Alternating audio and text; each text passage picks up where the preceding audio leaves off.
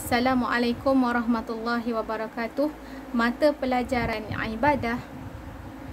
Baik, hari ini kita akan belajar mengenai dalil nakli tentang kehambaan kepada Allah Subhanahu wa taala.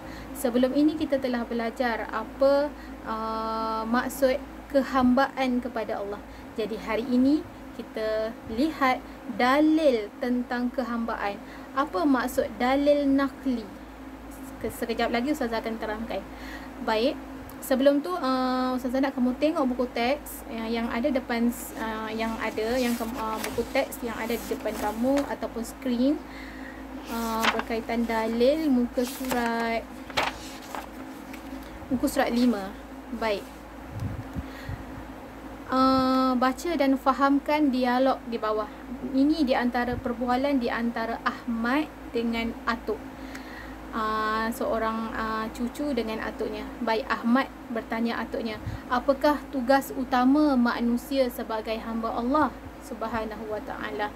Jadi atuk dia menjawab, tugas utama manusia sebagai hamba ialah beribadah kepada Allah, seperti yang disebut oleh Allah Subhanahu wa taala dalam Al-Quran, wa ma khalaqtul jinna wal insa illa liya'budun.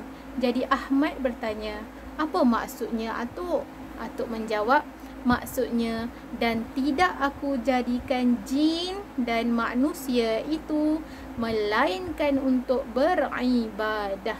Jadi Ahmad mengucapkan terima kasih kepada atuk. Atuk jawab sama-sama. Baik, sebelum itu saya akan jelaskan apa maksud dalil nakli. Baik. Dalil nakli adalah dalil yang diambil daripada Al-Quran ataupun hadis. Di sebelah kanan kamu ini adalah gambar Al-Quran. Atas Al-Quran, bawah adalah gambar hadis. Ini adalah gambar hadis. Kitab hadis. Al-Quran adalah daripada Allah Subhanahu wa taala, hadis daripada Nabi Muhammad sallallahu alaihi wasallam, seperti yang Ustazah telah jelaskan sebelum ini. Baik, kita tengok dalil yang kita akan belajar hari ini. Semua buka muka surat seterusnya. Muka surat 6. Baik. Dalil nakli tentang kehambaan kepada Allah Subhanahu wa taala. Ustazah baca sekali lagi, wa ma khalaqtul jinna wal insa illa liya'budun. Maksudnya, dan tidak aku, maksudnya Allah, jadikan jin dan manusia itu melainkan untuk beribadah kepadaku. Baik. Pertama sekali, Ustazah nak jelaskan kenapa dalam ayat ini Allah sebutkan aku jadikan jin dan manusia. Mesti kamu semua terlintas di fikiran, kenapa Allah maksudkan jin? Kenapa jin ada di sini? Jin kan jahat. Sebenarnya pada asalnya malaikat dan jin tinggal di dalam syurga. Tinggal di dalam syurga, tempat yang paling nikmat, tempat yang paling indah. Petik jari nak apa semua sampaikan, itu adalah syurga. Baik. Suatu hari Allah ciptakan Adam. Nabi Adam. Allah ciptakan Adam. Jadi Allah perintahkan kepada jin, kepada malaikat dan jin untuk sujud kepada Adam. Jadi malaikat sujud kepada Adam dan jin, adakah jin sujud kepada Adam? Jin dengan sombong dan angkuhnya, dia tidak sujud kepada Adam. Dia kata apa? Kenapa aku perlu sujud kepada Adam? Aku dijadikan daripada api, sedangkan Adam dijadikan daripada tanah. Tanah kan tempat kita bijak. Hinalah kan tanah ni. Api ni hebat. Jadinya jin dia ingkar kepada perintah Allah. Malaikat dijadikan daripada apa? Malaikat dijadikan daripada cahaya. Baik. Mulianya malaikat sujud kepada Adam. Hinanya jin tidak sujud kepada Adam kerana angkuh dan sombong. Allah telah menghukum jin. Jin ni Allah hukum keluar daripada syurga. Tak boleh duduk dalam syurga. dihalau daripada syurga. Dan sebelum Allah ciptakan Adam, jin dan malaikat sangat taat beribadah kepada Allah. Memang dia suka beribadah, dia taat, sentiasa beribadah kepada Allah. Tetapi disebabkan Allah ciptakan Adam, dia dah mula angkuh dan sombong, tidak mau tunduk kepada Adam. Baik, bahaya orang yang ada sifat angkuh dan sombong ini. Hati-hati. Baik, maksud ayat ini ialah tujuan sebab kenapa Allah ciptakan manusia. Kenapa Allah ciptakan manusia? Jawapannya adalah ini, untuk beribadah kepada Allah. Allah ciptakan kita untuk beribadah kepada Allah. Ustazah jelaskan ibadah. Apa maksud ibadah? Ibadah ada dua jenis. Pertama, ibadah umum. Kedua, ibadah khusus. Apa maksud ibadah umum? Ibadah umum ialah semua perbuatan baik yang kita lakukan kerana Allah. Maksudnya niat kita kerana Allah. Semua perbuatan baik itu adalah ibadah. Syaratnya niat kepada Allah. Kalau kita buat ibadah tapi kita tak niat kerana Allah, contoh ibadah niat kerana Allah, contohnya makan, minum, tidur, kan? Lagi bekerja, contoh pekerjaan. Contoh ustazah, guru, tugas ustazah mengajar, polis menjaga keamanan, doktor merawat pesakit, peniaga berniaga. Jadi ibadah itu sekiranya kita lakukan niat kita kerana Allah, ikhlas, jujur dengan pekerjaan yang kita lakukan, itu dikira ibadah dan Allah beri ganjaran pahala di atas ibadah itu. Setiap ibadah yang kita sertakan dengan niat kerana Allah dapat pahala. Sebaliknya, kalau kita beribadah tapi niat kita tak kerana Allah, ustazah mengajar kerana ustazah nak duit, tak dapat pahala. Lagi yang berniaga, contoh berniaga kan, berniaga sebab nak kaya, nak untung, tak kisahlah menipu ke, jual apa benda yang tak elok ke, buat benda yang tak baik ke, itu dikira dosa. Dahlah tak niat kerana Allah dan buat benda yang salah, jadi Allah beri azab kepada kita. Baik, seterusnya, yang kedua adalah ibadah khusus. Apa maksud ibadah khusus? Ibadah khusus nanti kamu akan belajar. Ibadah umum dan khusus ni kita akan belajar lebih detail dalam bab seterusnya.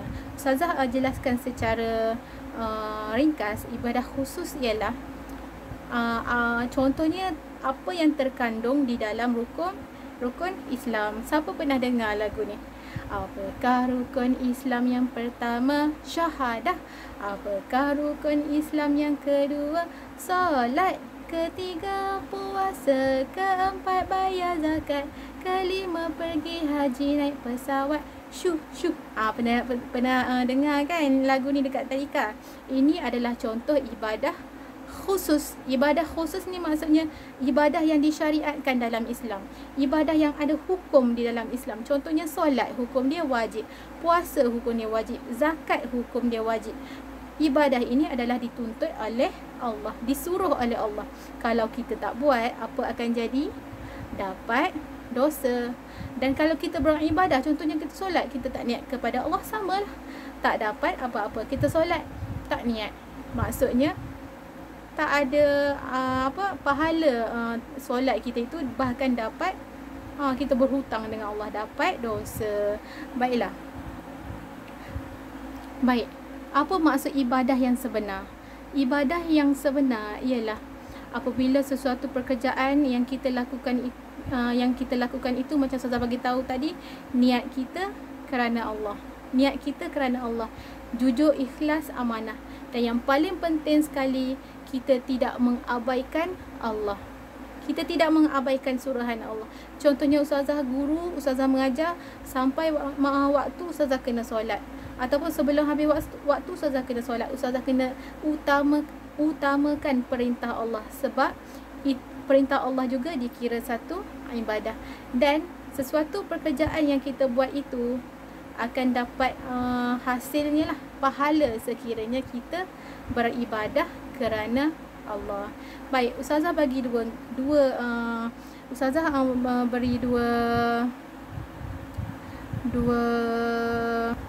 perbandingan. Pertama, sekiranya kita beribadah kepada Allah, kita beribadah, sesuatu yang kita lakukan itu kerana Allah, Allah akan beri kita sifat qanaah, ghina, iaitu kaya. Kita kaya yang sebenar-benar. Kaya apa? Kaya hati. Hati kita kaya. Baik, bagus hati kaya ni. Kenapa? Allah akan bagi kita sifat qanaah. Apa itu qanaah? Qanaah ialah kita merasa, hati kita merasa tenang. Kita merasa tenang, merasa cukup dengan rezeki yang kita dapat. Kita redha dengan apa yang kita dapat. Dan kita tak ada sifat-sifat penyakit hati. Sifat qanaah. Tak ada penyakit hati ni contohnya, kita tengok orang kaya, dapat gaji besar, rumah besar, kereta besar, semuanya mewah kan. Kita biasa-biasa je. Kita Allah beri kita qanaah, kita tak rasa dengki pun dengan orang lain. Tak ada penyakit hati. Kita tengok okey, tak apalah sebab rezeki dia dah, dan ini rezeki kita kena redha. Itu adalah sifat qanaah. Berbeza dengan satu lagi golongan orang yang beribadah tetapi kerana dunia. Kerana dunia maksudnya ibadah yang dia lakukan sehari-hari, niat bukan kerana Allah dan lebih kepada dunia. Dia cari duit, mencari harta daripada pagi sampai ke petang, sampai ke malam, lupa mengabaikan Allah Subhanahu Wa Taala, lupa untuk solat, lupa untuk buat apa yang Allah suruh. Dia buat apa yang Allah larang, contohnya tidak jujur, tidak amanah, menipu. Itu adalah ibadah bukan kerana Allah, tetapi kerana dunia semata-mata. Ibadah yang sebegini Allah tak akan beri pahala sedikit pun kepada mereka ini. Bahkan Allah berikan azab, siksaan kepada mereka. Baik, mereka yang mengejar dunia ini, Allah akan berikan sifat apa? Allah akan berikan dia istidraj. Apa itu istidraj? Kamu nak kaya, Allah bagi harta. Kamu nak mewah, Allah bagi kemewahan. Tapi kamu istidraj, hati kamu tidak akan tenang. Sebanyak mana harta yang kamu dapat, kamu tidak akan rasa cukup. Contohnya kalau seseorang itu sangat mewah, ada rumah yang besar, rumahnya bertatahkan belian ataupun emas sekalipun, dia tetap tak akan rasa cukup. Dan akan penyakit hati itu sentiasa ada, sentiasa rasa dengki dengan orang lain. Kenapa orang tu lebih kaya daripada aku? Sentiasa tak cukup, hati dia tak akan tenang. Kerana apa? Sebab orang itu beribadah kerana dunia, melakukan sesuatu pekerjaan, mencari harta kerana dunia. Baik, Ustazah akhir sekali Ustazah nak kongsikan, harta ada 3 jenis. Harta ada 3 jenis. Pertama, harta yang sebenar. Apa harta yang sebenar? Harta yang sebenar adalah apa yang kita makan. Apa yang kita makan jadi baja. Maksudnya kita buang. Kita makan, kita buang jadi najis. Itu adalah harta yang sebenar. Kita makan jadi najis, kita pakai pakaian kita lusuh. Ada rumah akan suatu masa akan roboh. Itu adalah harta yang sebenar. Duit lah, senang cerita duit. Dan yang kedua, yang kedua adalah harta berkekalan. Apa itu harta berkekalan? Harta berkekalan adalah harta yang kita dapat di dunia, tetapi kita laburkan untuk mendapat saham akhirat. Contohnya kita dapat duit. Ustazah dapat gaji 1,000. Setiap bulan Ustazah bagi RM10. Contoh Ustazah sedekah kepada orang miskin, tolong orang tu, tolong orang ini. RM10 sebulan contohnya kan. RM10 itu adalah harta yang berkekalan. Harta itu yang Allah kira di akhirat kelak. Sebanyak mana yang kita kumpul harta itu yang Allah kira di akhirat kelak. penambah penimbang berat kita di akhirat kelak, penimbang kebaikan untuk mendapat syurga. Itu harta yang Allah kira sebenarnya. Dan RM990 lagi tu apa dia? Itu adalah harta sebenar yang kita makan, kita pakai habis.